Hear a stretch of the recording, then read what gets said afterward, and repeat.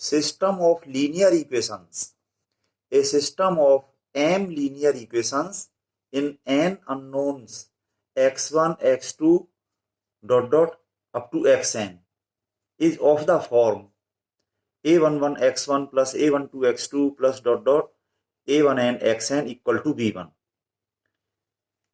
तो इसमें ये फर्स्ट इक्वेशन है n variables, n unknown variables x1 x2 dot dot xn में, और इनके जो कोफिशिएंट्स हैं ये constants a11 a12 dot dot up to a1n हैं, और यहाँ पे ये कांस्टेंट b1 है। इसी तरह से अगले इक्वेशन में यहाँ पर ये 1 की जगह 2 हो गया है बस, जैसे कि मैट्रिक्स के एलिमेंट्स होते हैं। इसी तरह से ये डॉट डॉट अप टू ये लास्ट इक्वेशन mth इक्वेशन, यहाँ पे ये m हो गया है। ठीक है, यहां से भी आप काउंट कर सकते हैं 1 2 dot dot up to m। तो गिनती में ये m लीनियर इक्वेशंस हैं n unknown variables x1 x2 dot dot up to xn में।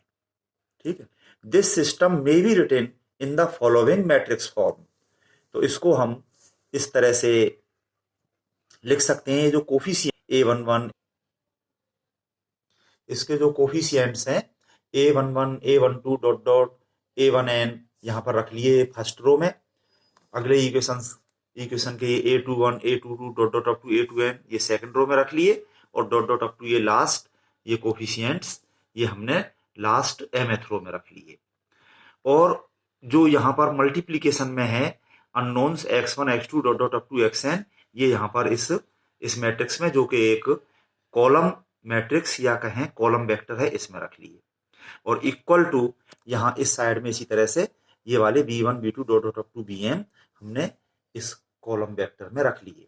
तो अगर इस मैट्रिक्स का हम इसके साथ में मल्टीप्लाई करें, तो इस फर्स्ट रो का जब इसके साथ में मल्टीप्लाई होगा तो हमें इस पहले इक्वेशन की ये साइड मिल जाएगी, और दैट इक्वल टू ये b1, ये पहला इक्वेशन मिलेगा। इसी तरह से जब इस पूरे का हम मल्टीप्लाई इसमें करके देखेंगे तो इस साइड में हमें इसी तरह का एक वेक्टर मिल जाएगा, और दोनों को इक्वेट करने पर हमें ये इक्वेशंस मिलेंगे। आप चाहें तो करके देख सकते हैं।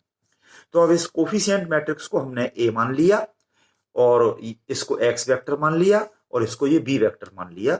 इस सिस्टम को हमने इस तरह से रिप्रेजेंट कर दिया, वेयर a इक्वल टू, ये जो a है ये वाली मैट्रिक्स है, इक्वल टू दिस, और x equal to this vector and b equal to this vector.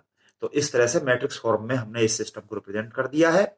और यहाँ पर ये जो कांस्टेंट्स हम बता रहे हैं, इनकी अलग अलग वैल्यूज के लिए ये बहुत सारे लीनियर इक्वेशंस के सिस्टम मिल जाएंगे, यानी कि इनको हम इस तरह से पैरामीटर कह सकते हैं। ये हमारा इस तरह का एक मैथमेटिकल मॉडल हो गया। तो अब इसके टाइप्स बता देते हैं। पहले non homogeneous system of linear equations if at least one B I equal to 1 2 dot dot up to m है। ये जो बी आई में इसमें i की जगह अगर हम ये लगाएं तो हम इनकी बात कर रहे हैं b1 b2 dot dot up to bm। इनमें कम से कम कोई एक अगर नॉन जीरो है, if at least one B I is non zero, then the above system one, ये जो सिस्टम है इस पूरे पे हमने एक साथ नंबर 1 डाल दिया है।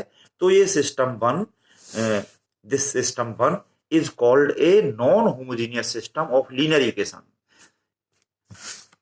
ये जो अगर यहां पर कम से कम कोई एक नॉन जीरो है तो ये नॉन होमोजीनियस सिस्टम कहलाता है। या एक से अधिक जीरो हो, या सॉरी नॉन जीरो हो, या ये सारे नॉन जीरो हो, तो ये नॉन होमोजीनियस सिस्टम हो गया। और अगर ये इस साइड में ये सारे कांस्टेंट्स, या कह रहे हैं हम इनको पैरामीटर, ये सारे अगर जीरो हो जाएं, फिक्स जीरो हो जाएं ये सारे, तो ये होमोजीनियस सिस्टम कहलाता है। ये बात हमने आगे लिखी है। Homogeneous system of linear equations if all bi's I equal to 1 2 dot dot to m are 0, then the above system 1 is called a homogeneous system of linear equations। इसको हम यहाँ पे देख सकते हैं कि इस केस में ये सारे bi ये वाले 0 हो जाएंगे, यानी कि b वेक्टर की जगह नल वेक्टर कैपिटल O हो जाएगा उस केस में। Now solution of system of linear equations, a set of values of unknown variables x1 x2 dot dot up to xn, इसमें जितने भी वेरिएबल्स हैं इन वेरिएबल्स की वैल्यूज का कोई जो सेट होगा विच satisfy all equations is called a solution of system of linear equations. ठीक है, सारे इक्वेशंस को एक साथ सेटिस्फाई करना चाहिए, तो ऐसे वैल्यूज का जो सेट होगा वो सॉल्यूशन कहलाएगा। तो सॉल्यूशन किसी सिस्टम का जो है एक हो सकता है, एक से अधिक सॉल्यूशन हो सकते हैं, या सॉल्यूशन ना भी हो, नो सॉल्यूशन उसको कहेंगे। तो ये बात हम आगे बता रहे हैं। Consistency and inconsistency of system of linear equations. A system is said to be consistent if it has at least one set of solution, यानी एक सॉल्यूशन के सेट जो है एक सेट हो या एक से अधिक सेट हो, तब तो वो कंसिस्टेंट हो गया। On the other hand a system is said to be inconsistent if it has no solution. ये भी हो सकता है कि जो सिस्टम ऑफ इक्वेशन हमें दे रखा है उसका कोई सॉल्यूशन ही ना हो, उस केस में हम सिस्टम को इनकंसिस्टेंट कहेंगे। Matrix method for solution of system of linear equations. A system of linear equations में be written as A X equal to B, जैसा कि अभी हमने आपको बताया, where A is coefficient matrix this, X equal to ये जो है जो अननोन वेरिएबल्स हैं उसका वेक्टर है, एंड बी इक्वल टू इस साइड में जो कांस्टेंट्स या पैरामीटर्स हैं उनको लेते हुए ये वेक्टर है। तो इस तरह का हम अभी आपको दिखाई चुके हैं। This system may be expressed by an augmented matrix C equal to A and B. एक मैट्रिक्स हम यहाँ पे ले रहे हैं सी, इसके अंदर ये ए मैट्रिक्स यहाँ पे देख लीजिए आप, this implies that this C equal to, यहाँ पे ये ए मैट्रिक्स पूरी रख दी है, ये वाली पूरी ए मैट्रिक्स यहाँ पे रखी हुई है ये यहां तक, और इससे आगे लास्ट कॉलम में ये बी वेक्टर जो है ये भी यहाँ पे रख दिया है। तो ए और बी दोनों को मिला करके एक सी मैट्रिक्स मान ली गई है, जो कि ऑगमेंटेड मैट्रिक्स कहलाती है। यहाँ पे चाहे तो एक डॉटेड लाइन या पूरी लाइन भी हम चाहे तो खींच सकते हैं, वो जरूरी नहीं है, मर्जी है। इस तरह से ये पार्टीशन है इस मैट्रिक्स का, इसके अंदर ये दो मैट्रिक्स हैं, तो ये हमने मैट्रिक्स सी ले ली। Now applying row operations above matrix C may be reduced into echelon form, and ranks of matrices A and C can be observed simultaneously.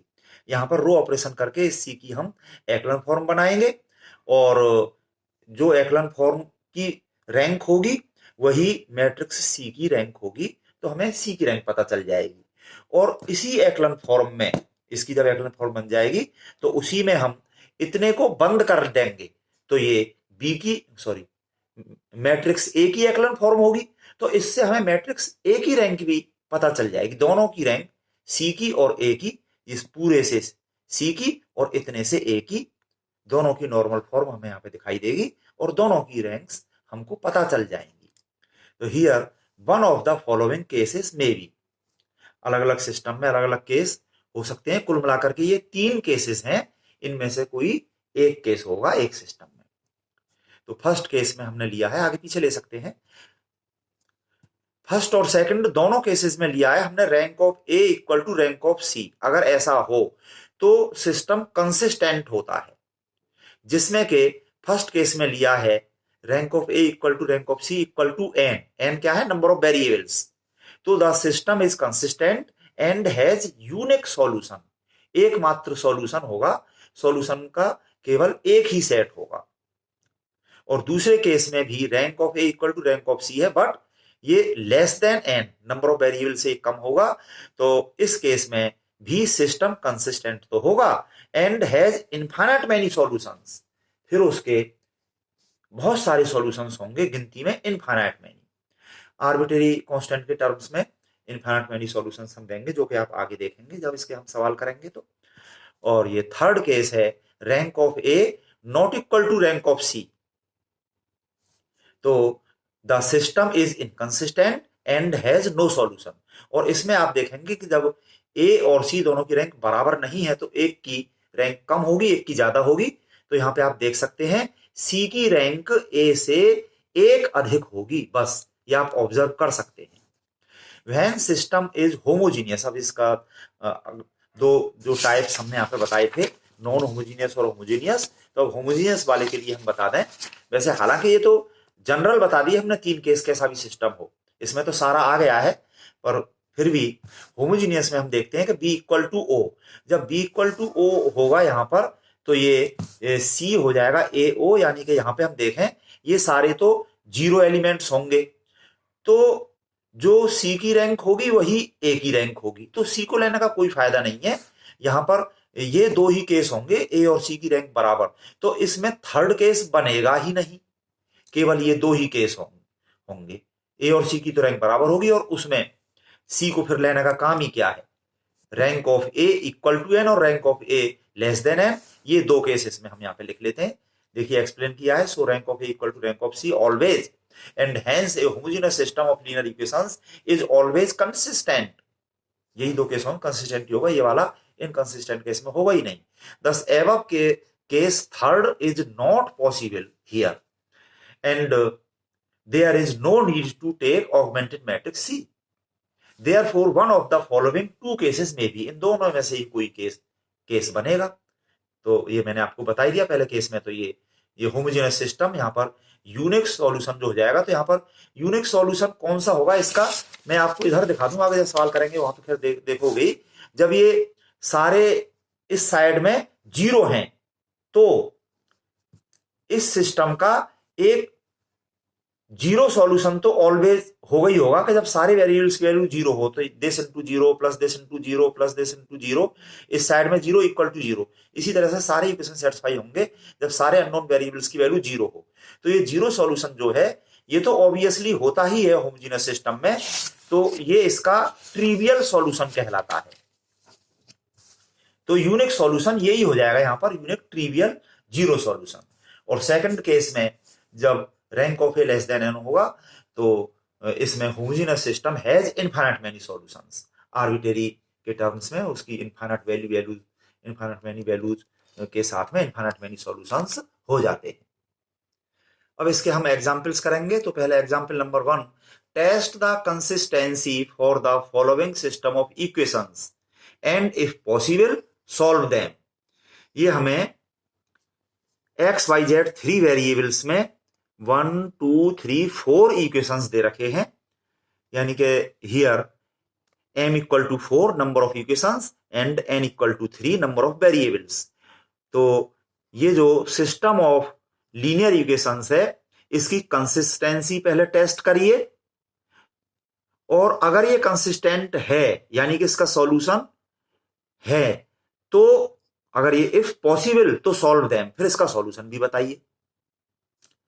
तो चलिए इसके अंदर गिवन सिस्टम ऑफ इक्वेशंस, इन इक्वेशंस को यहां पे हमने उतार लिया, और above system may be written as A X equal to B in matrix form, जो कि हम अभी आपको बता के चुके हैं।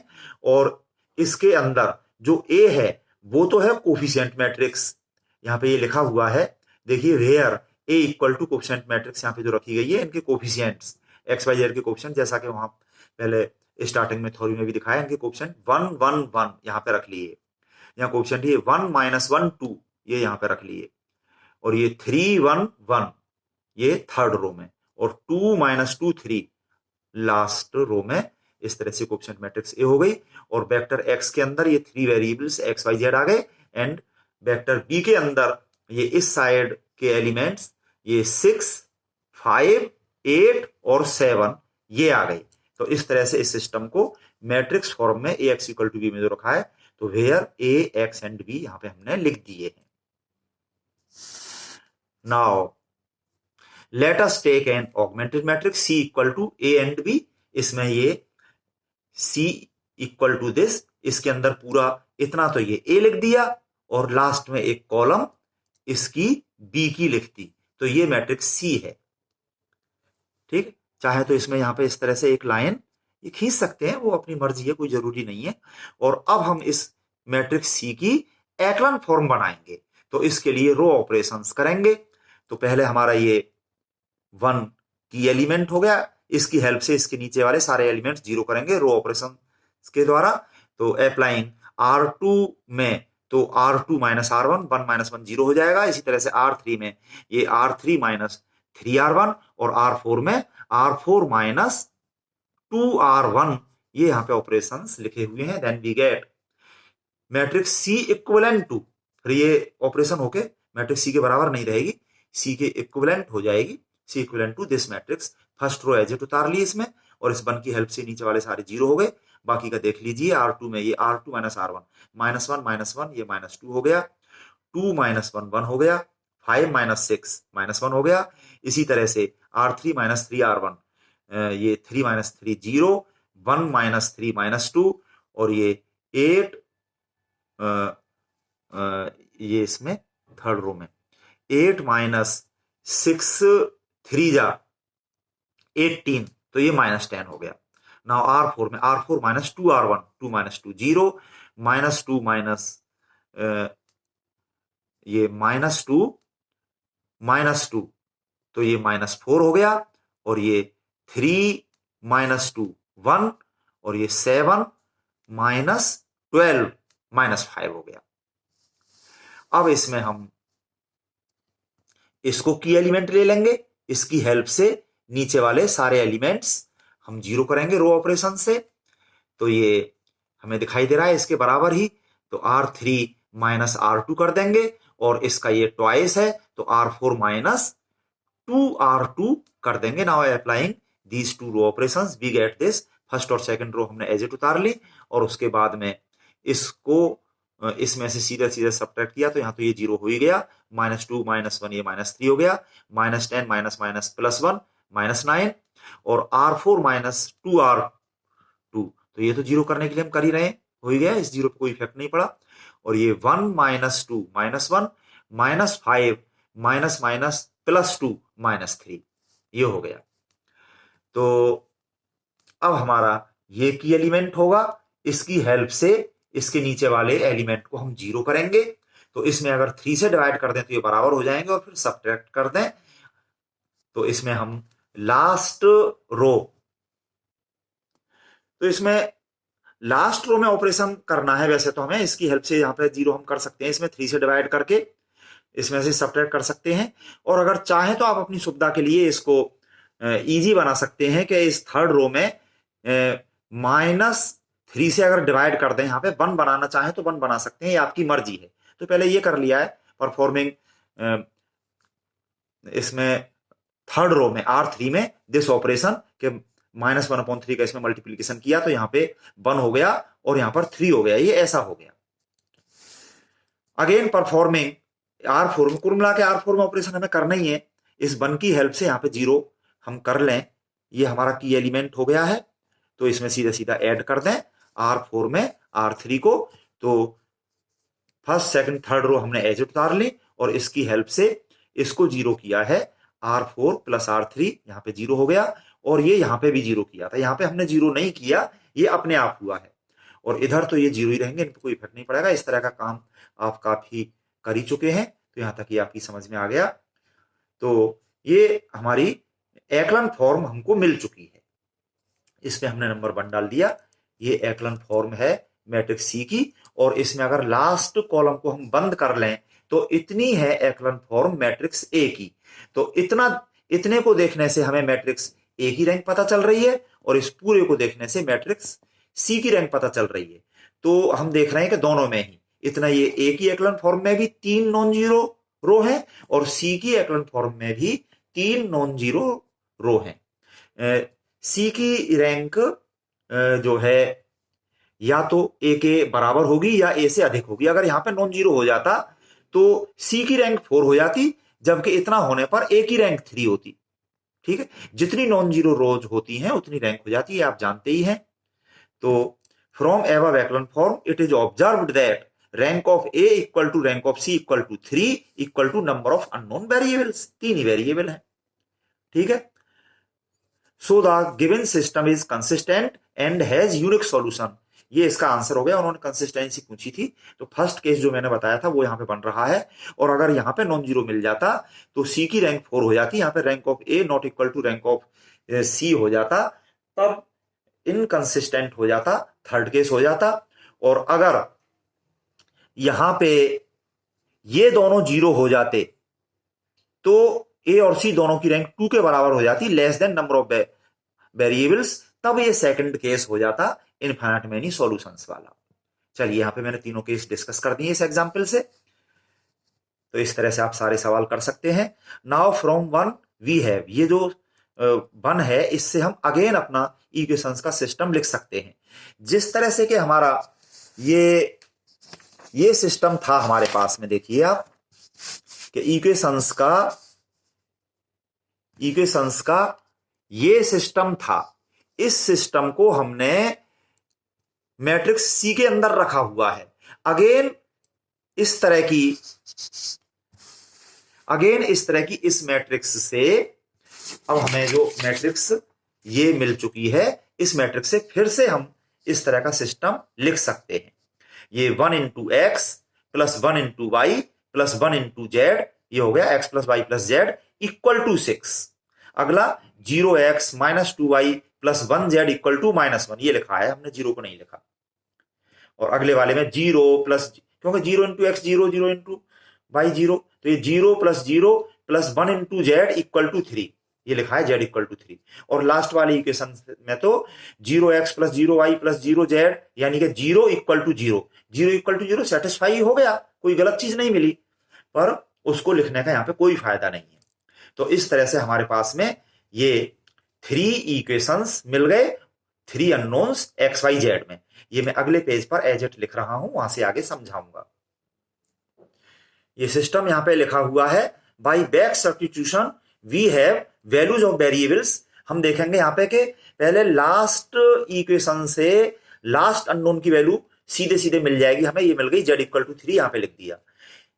इस वैल्यू को हम इससे ऊपर वाली इक्वेशन में रख देंगे तो सेकंड लास्ट वेरिएबल y की वैल्यू इससे हमें मिल जाएगी, ये y इक्वल टू 2, यहाँ पे z इक्वल टू 3 रख देंगे तो आपको y इक्वल टू 2 मिल जाएगा।